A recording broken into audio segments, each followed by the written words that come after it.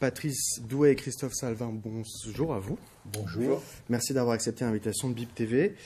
Monsieur Douet, vous êtes président du regroupement pédagogique intercommunal Les Champis, donc qui concerne les écoles de Nant, Vic, Lourouet, Saint-Laurent, Verneuil-sur-Igneray et Saint-Chartier. Oui. Quant à vous, monsieur Salvin, vous êtes parent d'élèves, de 2 élèves en l'occurrence.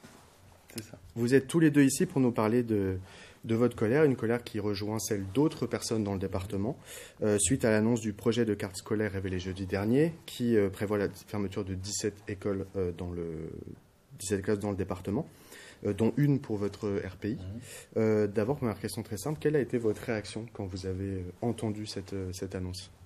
Très surpris, très mécontent, d'autant plus que nous, on avait rencontré l'inspectrice académique le 11 février dernier, qui nous avait parlé que de 4 postes, et on en apprend le 6 mars par la presse qu'il y en a 17 de supprimés, d'où notre étonnement par rapport à cet écart, et puis très, très en colère, parce que sur les 17 postes, il y a quand même 14 postes qui concernent les zones rurales, et les zones rurales étaient protégées depuis 2019 par le président Macron, et il semble que cette année, cet objectif, il a été abandonné. Vous aussi, vous avez été en colère quand vous avez entendu... Très en colère, parce qu'en fait, on est en train de toucher à l'avenir de nos enfants sur des raisonnements qui sont économiques et pas concrets, pas adaptés à notre vie, à notre monde rural. Donc très en colère, et c'est pour ça qu'on s'est mobilisé très rapidement et qu'on va continuer à le faire jusqu'à ce qu'on ait un dialogue franc avec les décideurs pour leur montrer qu'ils se sont trompés. Qu'est-ce que ça a? Parce que les gens, je pense, n'imaginent pas forcément ce que ça a comme conséquence une fermeture de classe. Dans le cas de votre établissement, par exemple, qu'est-ce que ça a comme conséquence? Nous, ça peut avoir des conséquences sur la vie de nos communes, parce que l'école, c'est un point fondamental dans la vie d'une commune. Donc si on ferme les écoles, à un moment, on ne sait pas qu'on va fermer autre chose. Donc c'est la vie de nos communes, c'est l'avenir, c'est les zones rurales. Mais dans cette histoire, on ne prend pas en compte le rôle des zones rurales, qui a un équilibre par rapport aux villes. Et je suppose que quand le président Macron avait décidé de bloquer les fermetures dans les écoles rurales, c'est pour ça. C'est parce que derrière, on est à un point d'équilibre par rapport aux villes. Chez nous, on ne rencontre pas toutes les difficultés qu'il y a dans les grandes villes. On vit serein, apaisé, tranquille. C'est vrai qu'en plus, l'école, c'est aussi un outil d'attractivité pour les petites communes. De toute façon, si on nous ferme nos écoles et on ferme une classe, demain, les parents ils vont avoir peur de venir dans notre RPI, ils vont aller ailleurs. Et plus vous allez ailleurs, plus vous allez perdre d'enfants. Parce que là, derrière, si on nous supprime cette classe-là, demain, on va perdre des enfants dans le RPI. C'est mathématique. Et derrière, à terme, ça va être la perte d'une autre classe et compagnie. Et jusqu'à l'extinction totale. Et puis en plus, nos effectifs ne sont pas si réduits que ça. En fait, ils sont juste corrects pour travailler dans des conditions convenables. Donc, supprimer une classe, ça rendrait les conditions pour les enseignants très compliquées. Là, nous, concrètement, ça voudrait dire qu'au niveau de la réorganisation, il devrait y avoir des classes avec 3 niveaux, des maternelles, des CP, des CE1 dans une même classe. Une classe pas forcément adaptée à recevoir tout ce monde-là, face à un seul enseignant, puisque du coup, la fermeture d'une classe entraînerait la suppression de personnel aussi. Et cet enseignant, est-ce qu'il serait capable de prendre en compte la diversité de tous ses élèves face à lui? Non, en fait, on fait juste un pari, on lance des dés, et puis c'est que l'avenir, après tout, tant pis, quoi. Donc non, on est en colère contre ça, et il faut réviser cette décision qui est injustifiée et qu'on peut pas...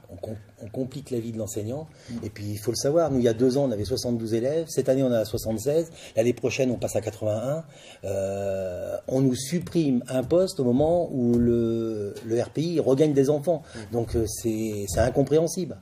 J'imagine que c'est aussi un coup de massue par rapport aux investissements qui ont été faits dans ce genre d'établissement. Tout à fait, parce que nos 4 mairies avaient réalisé des investissements importants même, surtout à l'école de Nant-en-Vic, parce qu'il fallait la sécuriser. Les écoles de Saint-Chartier et de Verneuil-sur-Igneray ont amélioré le confort des écoles en mettant clim, chauffage... un chauffage, écologique. Ouais. Donc nécessairement, ces investissements, et on les a fait les calculs, c'est un peu plus de 150 000 euros sur les 3 dernières années. Qu'est-ce qu'on fait de ces 150 000 euros qui ont été investis par les communes, qui ont été certes subventionnés pour une partie, mais pas en totalité. Et puis, qu'on le veuille ou non, des subventions, c'est des impôts. C'est l'État qui les donne, les subventions. C'est l'État ou le département, mais il y a quelqu'un qui paye à un moment. Et puis en plus, là, on parle d'investissement aussi financier, mais l'investissement humain qui est proposé par les enseignants, par le personnel qui accompagne nos enfants tous les jours, qui sont tellement bien encadrés. Tout le personnel est bienveillant et passionné. Et puis ils mettent en place des projets, notamment le Café des Champis. Ce projet-là qui permet, dans notre zone rurale, de trouver un moment où on peut se réunir, échanger autour de différentes problématiques sur l'éducation, avoir des partenaires intéressants sur lesquels on peut s'appuyer. On est dans un monde rural, hein, on peut être un peu vite isolé, et en fait, cette école de proximité, ces enseignants qui sont passionnés, nous permettent de se retrouver, d'échanger autour de ces beaux projets, et c'est une grande force qu'on ne peut pas supprimer. Donc on est en colère aussi pour ça, pour tous ces projets qui vont être sûrement arrêtés, parce qu'on n'aura pas les moyens de les maintenir. Tous les ans, évidemment, la question de la carte scolaire, elle revient, et tous les ans, il y a des annonces de fermeture de classe. Parfois, on revient dessus. Mais qu'est-ce qui fait que cette année, c'est plus compliqué encore que les fois précédentes, selon vous? Je pense qu'à un moment, c'est l'objectif du... Je pense pas que l'objectif il soit uniquement de l'inspection académique de l'Inde. Je pense que c'est des directives gouvernementales, parce qu'on s'aperçoit que dans les autres départements, c'est la même logique. On supprime énormément de classes dans les zones rurales. Moi, je le dis et je le répète, on nous fait payer qu'on a été sauvegardé pendant, ça fait 5 ans, et que là, on va faire un rattrapage. Mais c'est pas possible. Et puis derrière, aujourd'hui, on crée des postes, mais est-ce que c'est des postes qui sont face à des élèves? Est-ce que vous direz que globalement, cette façon dont les écoles rurales ont été soutenues éventuellement ces dernières années, ça s'est considérablement dégradé? Alors, est-ce que ça remonte là précisément il y a un an, ou sous le quinquennat de Macron globalement? Immédiatement cette année. D'accord. Non, cette année. Avant, pour supprimer une classe dans une école rurale, il fallait l'accord de la municipalité. Là, ils sont passés par-dessus. Vous, en tant que parent d'élève, vous voyez ça aussi, cette dégradation de l'école rurale? Oui. Il faut... nous, on a la chance d'avoir mis tout ce qu'il faut pour pouvoir que l'école perdure, l'école soit un lieu d'éducation pour nos enfants qui puissent demain être épanouis, qui puissent être demain socialement éduqués, qui puissent être prêts à affronter l'avenir. Il faut continuer dans cette voie. Il ne faut pas faire des économies sur ça. Il faut, au contraire, c'est un investissement qu'il faut faire pour que les conditions soient que meilleures, pour que demain, nos enfants soient prêts à affronter la vie en société, soient prêts à justement à avoir un retour pour la France, soit des acteurs. Et ça passe par l'école dans de bonnes conditions qu'on doit leur remettre à disposition et qu'on doit leur assurer. On ne peut pas faire des économies sur leur dos, c'est pas possible. Je crois que vous devez justement vous rendre demain à la cité administrative de Châteauroux. Vous avez rendez-vous à 15h30, il me semble, demain, justement, pour parler de tout ça. Qu'est-ce que vous attendez de cette rencontre? J'imagine d'abord qu'ils reviennent sur les fermetures de classe. Essentiellement. C'est sûr qu'il faut qu'ils reviennent sur la fermeture de notre école. Puis après, si l'inspection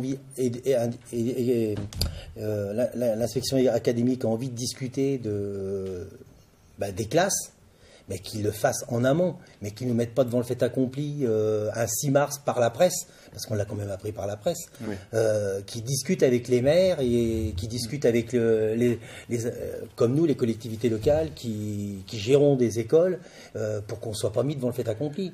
On a informatisé toutes nos écoles les 5 dernières années, tout, donc d'ailleurs, on s'assoit sur tout ça, là. Là, si on regarde simplement les textes de loi, en faisant des recherches de manière simple sur Internet, on se rend compte qu'il y a un bulletin officiel qui est paru en 2003, qui justement régit l'organisation des cartes scolaires. Et en fait, on s'aperçoit que des concertations doivent être menées en amont des cartes scolaires avec les différents partenaires.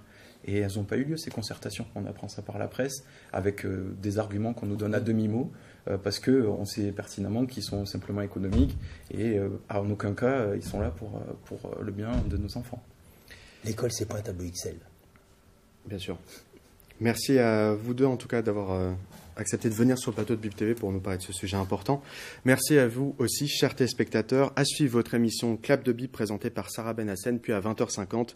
Ne manquez pas le documentaire Chaya. Bonne soirée à vous sur Bip TV.